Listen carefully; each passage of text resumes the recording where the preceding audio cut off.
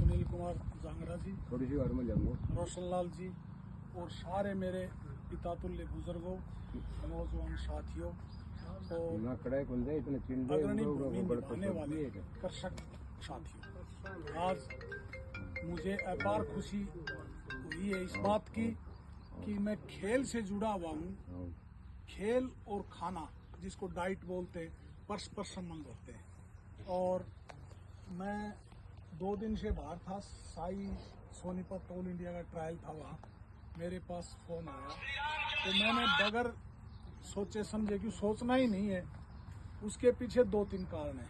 एक तो अपना इलाका, एक अपने सारे भाई, और एक इस जैविक खेती के बारे में अगर हम कोई भूमिका अपना सकते हैं तो इससे बड़ी खुशी आप लोगों के लिए और हमारे लिए क्या होगी। आमतौर पे हम देखते हैं दूध को, घी को, गेहूं को, जो भी अनाज पैदा होता है उनको, दूध को अगर ऐसे करते हैं तो प्लास्टिक बन जाता है, घी को ऐसे करते हैं तो चबाया नहीं जाता, खाया नहीं जाता, और गेहूं का जितने ये रासायनिक पदार्थ डालकर हम जो खेती आज पैदा कर रहे हैं वो हमारे आने वाली पीढ़ी के लिए बहुत खतरनाक साबित होगी। इसको मद्देनजर रखते हुए आज हिंदुस्तान के अंदर बहुत जगह जैविक खेती का प्रचार हुआ है और इसका रिजल्ट भी आया है। एक हम भारतवासी हैं, थोड़ा सा हमारे दिमाग में एक गलत चीज पैदा हो जाती है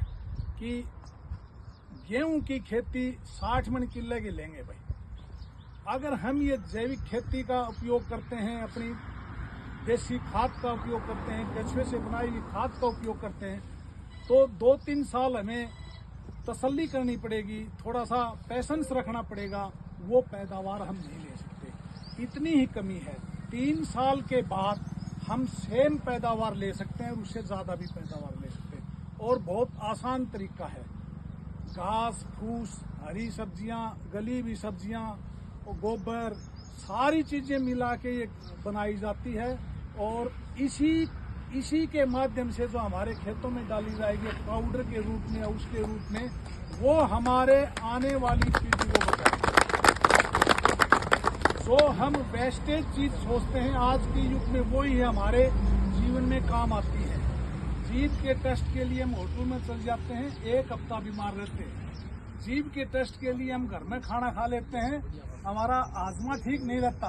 जीभ के टेस्ट के लिए हम बैठ के पार्टी कर लेते हैं, वो कर लेते हैं, दूसरे दिन वो न ऑफिस में जाते, न खेत में जाते, और न मान लो खाली हूं तो ताश खेलने आते हैं, बोले भाई 10 लग गए। वो यही कारण है, रासायनिक खेती जो उपयोग करते हैं वो निश्चित तौर पे आप मान के चलिए कि हम लेट हो रहे हैं। एक दिन सारा देश इस पे आएगा, ये आपको मैं विश्वास दिलाता हूँ। और जितना भी हम इसके बारे में प्रचार कर सकें उतना कम है। हम ये तो निश्चित तौर पे पक्का है कि आने वाली पीढ़ी के लिए अगर बचाना है तो हमें इस जैविक खाद का सहारा लेकर अपनी खेती करनी पड़ेगी। उससे हम आज से कई साल पहले वैज्ञानिकों ने ये सिद्ध किया था। स्पोर्ट्स की बात बताता हूँ, 33% हम जहर खाते हैं, चाहे वो वायु के द्वारा हो, चाहे वो अनाज के द्वारा हो, चाहे वो पानी के द्वारा हो। 3 ही चीज हमारे जीवन में उपयोग होते हैं, हवा, पानी और भोजन।